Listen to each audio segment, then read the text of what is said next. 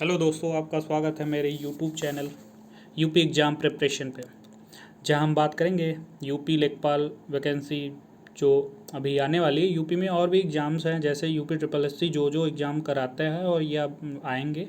और यूपी नहीं, SSC railway में भी ये क्वेश्चंस आपके लिए बहुत ही इम्पॉर्टेंट हैं और आगे आपको देखने को मिल सकता है। तो अभी तक जो इसके पिछले सीरीज में हमने बात किया था पार्ट 1 में, वहाँ पे हमने 7 क्वेश्चन को डिस्कस किया था, जो कि ब्रीफली डिस्कस किया गया था। मतलब एक क्वेश्चन में आपको कई जानकारियाँ देखने को मिली थी। तो आप ऐसा मत समझिए कि अगर क्वेश्चंस कम डिस्कस किए जा रहे हैं तो उतने ही हैं। उस एक क्वेश्चन से आपको कई क्वेश्चंस मिलेंगे देखने को, जो कि आपके आने वाले एग्ज़ाम के लिए मोस्ट इम्पॉर्टेंट है। और एक क्वेश्चन पहले आए हुए भी हैं। तो चलिए हम डिस्कस करते हैं। क्वेश्चन नंबर 8, 7 क्वेश्चन तक हम पहले डिस्कस कर चुके थे पिछले वीडियो में। अगर आप नहीं देखे हैं तो आप पीछे जाके देख सकते हैं, ठीक है। क्वेश्चन नंबर 8 जो है वो कह रहा है कि सर्वग्राही कौन सा रक्त समूह है। अगर आपने रक्त समूह के बारे में पढ़ा होगा तो आप जानते होंगे इसका आंसर आसान सा है। कौन सा है बताइए। ए दिया है ए, बी दिया है बी, सी दिया है ए बी, डी दिया है ओ। तो आपको पता होगा ये रक्त समूह होता है जो हमारा ब्लड होता है, ठीक है।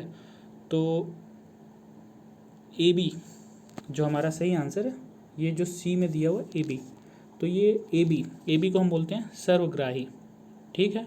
और ओ को क्या बोलते हैं? सर्वदाता। ए और बी क्या होते हैं? ए और बी और इन रक्त समूहों का एंटीबॉडी और एंटीजन होता है, ठीक है। तो अलग अलग चीज़ें होती हैं इसमें, कभी फिर से ब्रीफ में डिस्कस करेंगे रक्त समूह के बारे में। तो आज के लिए आप इतना जान लीजिए कि ए बी को सर्वग्राही बोलते हैं, ओ को सर्वदाता बोलते हैं, ठीक है। चलिए नेक्स्ट क्वेश्चन पे चलते हैं। मलेरिया से कौन सा अंग प्रभावित होता है? जी हाँ, ऑप्शन ए है हृदय, बी है फेफड़ा, सी है प्लीहा, डी है वृक्क। बताइए। मलेरिया, सबसे पहली बात, जो हमारा कौन सा अंग प्रभावित होता है, अगर इसकी बात की जाए तो बताइए। हमारा जो ऑप्शन सी है वो सही होगा, प्लीहा। इसको प्लीहा को इंग्लिश में नाम थोड़ा सा हिंदी में अजीब लगता है, स्प्लिन बोलते हैं, ठीक है। तो मलेरिया, ठीक है। मलेरिया आप जानते होंगे कैसे फैलता है। मलेरिया एक संक्रामक रोग है जो प्लाज्मोडियम के प्रोटोजोआ परजीवी के वाहक के माध्यम से फैलता है। और ये जो मच्छरों में मादा मादा होती है, उसका नाम भी कभी कभी पूछा जाता है, आप नोट कर लीजिएगा। एनफिलीज नामक, मतलब जो मच्छर होते हैं वो परजीवी वाहक होते हैं मलेरिया के, ठीक है। तो ये कौन सा अंग प्रभावित होता है इसमें? प्लीहा और एनफ्लीज मादा मच्छर इसकी वाहक होती है, और प्लाज्मोडियम प्रोटोजोआ, ठीक है। ये चीज़ें आप नोट डाउन कर सकते हैं अपने नोट्स में, ठीक है। ठीक है, अगले क्वेश्चन पे हम चलेंगे। अगला क्वेश्चन है, एंटोमोलॉजी का संबंध किससे है? देखिए, क्वेश्चंस अक्सर साइंस में सारे एग्जाम में पूछे जाते हैं। मैं पर्टिकुलर एक एग्ज़ाम की यहाँ पे बात नहीं कर रहा हूँ, कहीं भी ऐसे क्वेश्चन लॉजी या स्टडीज़ जो भी हैं उनके बारे में आपको देखने को मिल जाएगा। ये बायोलॉजी में भी पूछा जाता है, कभी कभी जीएस, अगर बायोलॉजी नहीं भी पूछा जा रहा तो जीएस के क्वेश्चंस में भी आते हैं, इंग्लिश में भी आते हैं, ठीक है। तो ये इंपॉर्टेंट है, ये आप नोट डाउन कर सकते हैं। एंटोमोलॉजी का संबंध, तो ऑप्शन ए दिया वनस्पति, बी दिया प्राणी, सी दिया है कीट, डी दिया रसायन। तो हमारा सही आंसर क्या है बताइए। सही आंसर हमारा यहाँ पे, हम सही आंसर बोलेंगे कीट है, ऑप्शन सी, ठीक है। अब देखिए कुछ हम बताएंगे। एंटोमोलॉजी क्या होता है? एंटोमोलॉजी कीट पतंग का अध्ययन को क्या होता है? एंटोमोलॉजी, ठीक है। ऐसे कुछ हैं जैसे एरोबायोलॉजी, उड़ने वाले जंतुओं का जब हम अध्ययन करते हैं, उड़ने वाले जंतुओं का जब अध्ययन करते हैं तो क्या होता है वो? एरोबायोलॉजी, ठीक है। और उसके बाद अगर हम इथोलॉजी की बात करते हैं तो जंतुओं के व्यवहार का जो अध्ययन होता है उसको इथोलॉजी कहते हैं, ठीक है। आप समझ गए होंगे, ठीक है। और कभी इन सब लॉजी और स्टडीज़ जितनी भी हैं उसके बारे में ब्रीफ में डिस्कस किया जाएगा, ठीक है। नेक्स्ट क्वेश्चन पे चलते हैं। नेक्स्ट क्वेश्चन देखिए, बहुत इंपॉर्टेंट है। पीएच मान अक्सर पूछा जाता है। पीएच मान की वजह से हम एक बता सकते हैं कि जो हमारा लिक्विड है वो एसिडिक है या बेस है, ठीक है। तो अक्सर क्या होता है, जो पीएच मान, अभी देखिए क्वेश्चन जो दिया है शुद्ध पानी का पीएच निकटतम है, ठीक। तो ऑप्शन ए है 4, बी है 7, सी है 12, डी है 18, ठीक है। तो पीएच का मान जो होता है ये 18, पहला जो ऑप्शन आप देख के ही हटा सकते हैं। 18 कभी नहीं होता है, किसी कभी कोई वैल्यू पीएच वैल्यू 18 नहीं होती है। जो पीएच मान होता है हमेशा 0 से 14 के बीच में होता है, ठीक है। तो पहला ऑप्शन तो वैसे डिलीट हो गया। अब बचे हमारे पास 3 ऑप्शन, ठीक है। तो जिन विलेनों का मान जो है 7 से कम होता है तो क्या होते हैं, वो एसिडिक होते हैं, अम्लीय होते हैं। 7 से अगर नीचे है, मान लीजिए नींबू है, नींबू को बोला जाए तो नींबू का क्या होगा, वो अम्लीय होता है, इसलिए उसका 7 से कम होगा, ठीक है। और उसके बाद अगर ब्लड की बात करें, ब्लड क्या होता है, क्षारीय होता है, बेसिक होता है, ठीक है। तो वो उसका 7.4 होता है। अक्सर ब्लड का भी पूछा जाता है तो नोट कर लीजिए 7.4 होता है। अगर हम पानी की बात करें, शुद्ध पानी का, तो वो ना अम्ल होता है ना क्षार होता है। तो हमारा सही आंसर यहाँ पे कितना हो जाएगा, 7, ठीक है। और ब्लड की बात करें तो ब्लड का 7.4, ठीक है। तो अगर 7 के ऊपर है तो क्या हो जाएगा, क्षारीय, 7 से लेके 14 तक, और 0 से अगर 7 तक है तो क्या होगा, अम्लीय, एसिडिक, ओके, ठीक है। क्लियर हो गया होगा। अब चलते हैं नेक्स्ट क्वेश्चन पे। नेक्स्ट क्वेश्चन क्या है, नींबू में कौन सा एसिड पाया जाता है। बहुत इंपॉर्टेंट क्वेश्चन है और बहुत बार आया हुआ है, तो आप इसको ध्यान से देखिए, नोट कर लीजिए। जो भी क्वेश्चन यहाँ पे डिस्कस किया जाए सारे मोस्ट इंपॉर्टेंट क्वेश्चन है और सारे मतलब इसको फिल्टर करके बनाया गया, तो आप लोग इसे कहीं नोट करके अपना नोट्स तैयार कर सकते हैं और इसके अंदर जो डिस्कस किया जा रहा है उसे भी नोट कर लीजिए, ठीक है। नींबू में कौन सा एसिड पाया जाता है। पहला ऑप्शन है लैक्टिक एसिड, दूसरा है मार्लिक एसिड, तीसरा है सिट्रिक एसिड और टार्टरिक एसिड। तो सही आंसर बताइए। जो सही ऑप्शन है वो हमारा सिट्रिक एसिड है, सी। क्या है, सिट्रिक एसिड। अब ये क्या होता है, सिट्रिक एसिड की अगर बात की जाए तो एक दुर्बल कार्बनिक अम्ल है जो नींबू, संतरे तथा अन्य खट्टे फलों में पाया जाता है। सिट्रिक एसिड की बात कर रहा हूँ मैं, जो कि नींबू में कौन सा एसिड पाया जाता है, सी आंसर सही है, सिट्रिक एसिड, ठीक है। और उसके बाद अब इसमें जो जो एसिड दिया, लैक्टिक अम्ल दिया हुआ, वो कहाँ पाया जाता है, दूध में पाया जाता है, दूध में। लैक्टिक कहाँ पाया जाता है, दूध में।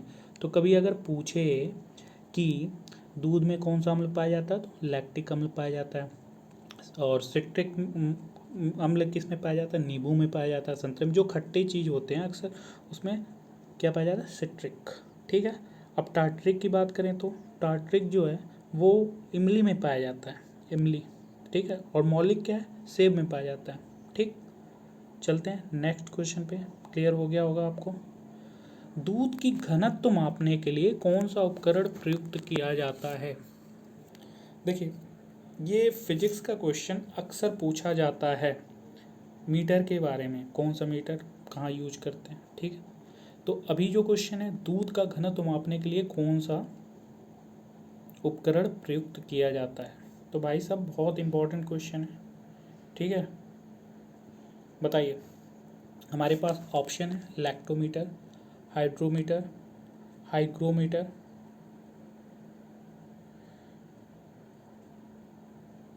इसका सही आंसर ए, लैक्टोमीटर, ठीक है। इसका सही आंसर क्या है, लैक्टोमीटर। बैरोमीटर क्यों, आंधी वगैरह में, ठीक है।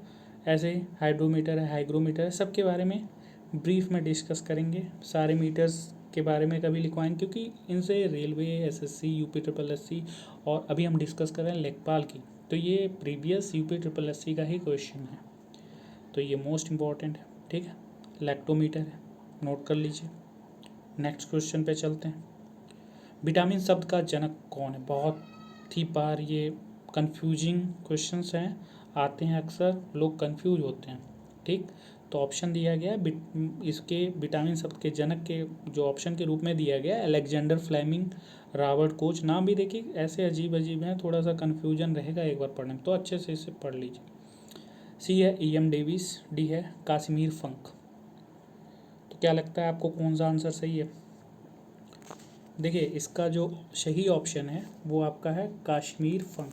देखिए काश्मीर लिखने में थोड़ी दिक्कत हो गई होगी, मगर इंग्लिश में जो काश्मीर, वो काश्मीर वाला नहीं, काश्मीर है, ठीक है। तो काश्मीर फंक इसका सही आंसर है, नोट कर लीजिए। जो उसके बाद कहा जाता है विटामिन क्या है, एक कार्बनिक यौगिक है, ठीक है, ऑर्गेनिक कंपाउंड है, जो शरीर में क्या करता है, हमारे वृद्धि, अन्य उपाचयी क्रियाओं के लिए आवश्यक होता है, जो भी हमारे पाचन क्रिया उपाचन क्रियाएँ होती हैं। और विटामिन के बारे में देखा जाए तो विटामिन मैंने पिछली वीडियो में बोला था कि अक्सर विटामिन से क्वेश्चंस आते हैं, इसके केमिकल्स नेम को लेके, इस किस में पाया जाता है, कौन सा विटामिन पाया जाता है, इसको लेके क्वेश्चन सारे जिसमें भी जीएस के क्वेश्चन होते हैं फिक्स होते हैं। तो यहाँ पे विटामिन की बात की जाए तो विटामिन देखिए, एक होता है जल में घुलनशील और एक होता है वसा में घुलनशील। तो अगर हम मेनली देखें तो हमारे पास 6 vitamin A B C D E के जाने जाते हैं, और वैसे और भी विटामिन है, बी के, B1 B2 B3 ऐसे करके, B12, ठीक।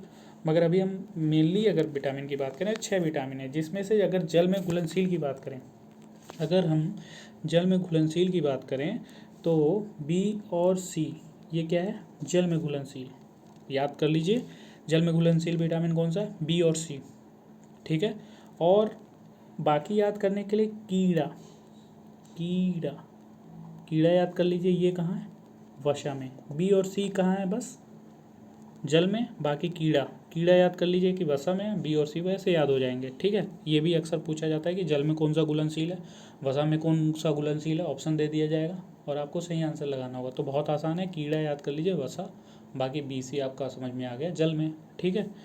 तो देखिए कैसा लगा आपको वीडियो, और आप अगर चैनल को आपको अच्छा लगा तो इसको लाइक करिए, सब्सक्राइब करिए। और आगे मैं बता दे रहा हूँ, अभी हमारे पास सेटअप नहीं है, सेटअप हो जाने के बाद मेनली हम लोग मैथ और हिंदी क्वेश्चंस पे तो अभी डिस्कस किया जा सकता है, मगर सेटअप होने पे मैथ और भी रीजनिंग वगैरह के क्वेश्चंस भी जो भी अन्य एग्जामों में भी आ जाते हैं उसको डिस्कस किया जाएगा। तो आप चैनल पे बने रहिए, ज़रूर आपको सफलता मिलेगी, तुरंत नहीं मगर एक दिन ज़रूर मिलेगी। तो आप अभी से थोड़े बहुत लगे रहिए, पढ़ाई करते रहिए, ठीक है। Good night, bye.